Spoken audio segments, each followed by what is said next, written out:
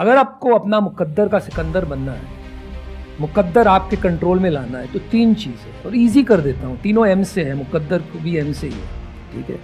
मासूमियत, मेहनत और मकसद। और ये बात आ गई मासूमियत, जो आप बात कह रहे थे, राइट। जब मासूमियत होती है ना, तब पता ही नहीं रहता भाई इसमें क्या, तब शुरू हो जाओ हाँ कि मासूमियत है। If you are totally ignorant. If you are naive and hungry, हाँ राइट। जब मेहनत और मकसद है और भूख है, हाँ। और आप नाइव हो, तो आपको डर नहीं है, क्योंकि वहाँ पे क्यूरोसिटी है। बिल्कुल बिल्कुल। वहीं पे क्यूरोसिटी की जगह है ना। अगर पहले से पता है तो क्यूरोसिटी नहीं है। तो लोगों के साथ प्रॉब्लम क्या होती है कि वो पहले ही अज्यूम कर लेते हैं कि बिजनेस करना मुश्किल है बिकॉज ऑफ दीज रीजंस। हो सकता है वो आसान हो एक बार उनको समझ आ जाए तो, बट वो समझने की कोशिश ही नहीं करते बिकॉज ऑफ द नोन, जो उनके दिमाग में कॉन्सेप्ट्स बैठे हुए हैं। तो if they can be free from the preconceive notions, ideas, beliefs, concepts जो भी हम लोगों के माइंड में भरे गए हैं बचपन से, या जो भी हमने देखा है उसके बेस पे भर गया है, अगर हम उसको क्वेश्चन कर सकें, उससे फ्री हो जाए और फिर fearlessly one step at a time ले सके, तो आई एम श्योर इस फियर को ओवरकम किया जा सकता है। मैं ये पूछना चाहता हूँ sir, how much power do you feel being an entrepreneur और businessman as comparison to a civil servant? मैं तो सिविल सर्वेंट कभी रहा ही नहीं भाई, मेरे को क्या पता। नहीं sir, how much power do you feel being an entrepreneur? अगर मैं सही सोच रहा हूँ तो आप शायद यूपीएससी की तैयारी करने के बारे में सोच रहे हो या कर रहे हो? I am in management right now अभी मैं, बट पेरेंट्स प्रेशर की वजह से सोच रहा था यूपीएससी के लिए। हाँ वही कह रहा हूँ, सोच रहे हो ना। देखिए यार, ये अच्छा सवाल है। आई थिंक मैंने पहले शुरू में कह दिया था, एवरी चॉइस यू मेक उसकी कॉस्ट होती है। हर रास्ता आप पकड़ोगे, संघर्ष उसमें। अगर आप एंटरप्रेन्योरशिप करते हो तो उसका संघर्ष अलग है। आपको ये समझना है कि आपकी स्ट्रेंथ कहाँ पर है, ठीक है। हम अक्सर क्या करते हैं, हम ये सोचने लगते हैं कि हमें क्या करना है। What you should do is spend time, आपको क्यों करना है, why before the what. If you can answer that question, it becomes a little easier to figure out. क्योंकि मैं समझ रहा हूँ कि आप जो पूछ रहे हैं, आप ये नहीं पूछ रहे हैं कि आप कितना पावरफुल महसूस करते हैं एंटरप्रेन्योरशिप को लेके। आप अपनी चॉइस बनाने की कोशिश कर रहे हैं कि मुझे क्या करना है जिंदगी में। Is that right? Yes sir, yes right. तो आपने ये क्यों पूछा कि why do you feel power, do you want power, is that the thing? Sir, see, the society image what we have for a civil servant, for a IAS or IPS, what image we have as in the reels or in the movies, that more fascinates the youth today. Like having cops behind, going on surveys, or like, you can understand what I'm trying to say. हाँ, एक romanticism And being है a businessman image, having a good luxury car and a loan, or that is a different image, I think. So, which one is more powerful? Entrepreneurship by itself is not a power job. अगर powerful करना है ना, आपको power चाहिए हमारे देश में, तो मैं सीधी बात करता हूँ। हम दिल्ली में बैठे हैं, आप मंत्री बनिए।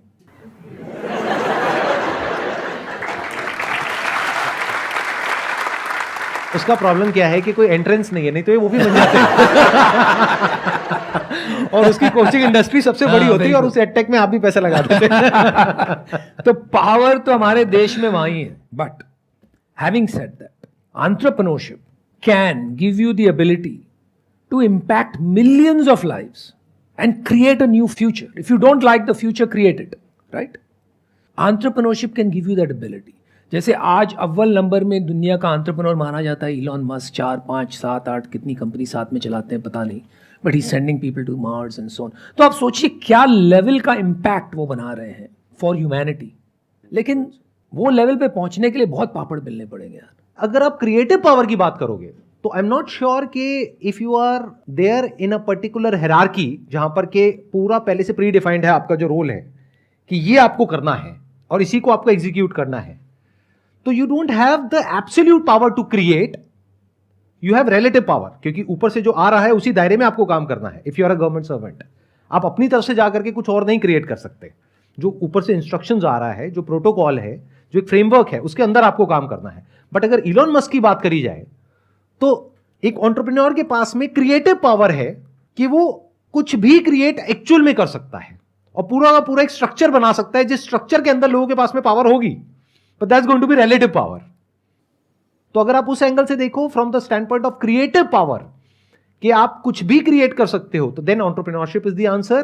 But if you want power जिससे कि लोग डरें, क्योंकि उसी स्टैंड पॉइंट से आप पूछ रहे हो कि जब मैं चल रहा हूं आसपास में 4-5 पुलिस वाले हैं और हैं, क्यों चाहिए आपको 4-5 पुलिस वाले अपने साथ में?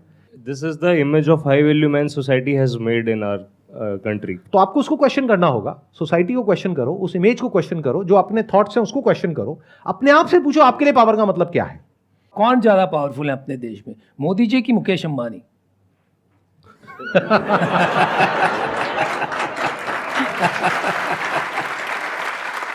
Thank you, sir. My question is कि आप बहुत बड़ा चेंज लेके आए मैच मेकिंग में, जैसा पहले होता था उसके कंपेरेटिवली, एंड बीइंग 99 बॉर्न मैंने वही स्टेज देखा है।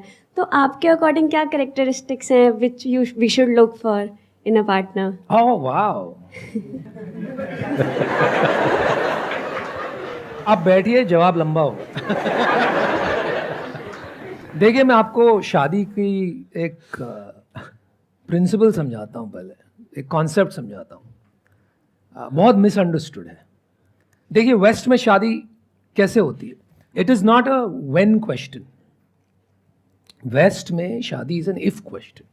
If you meet somebody and fall in love and chemistry happens and fireworks go off, one of you will go on your knees, propose, और शादी हो जाएगी, if you fall in love, है ना।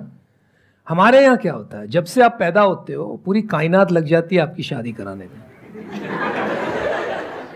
आप जब तक 23, 24, 25 साल के हो तब तो मतलब ऐसा लगता है कि अगर नहीं की अगले 2-4 साल में तो मेरे में बहुत बड़ी कमी है। और यहाँ पर ट्रेडिशनली इसलिए हम अरेंज्ड मैरिज करते थे। अब क्या हो गया ना, arrange marriage is given way to planned marriage. Planned marriage क्या होता है कि आप और आपके पेरेंट्स डिसाइड करते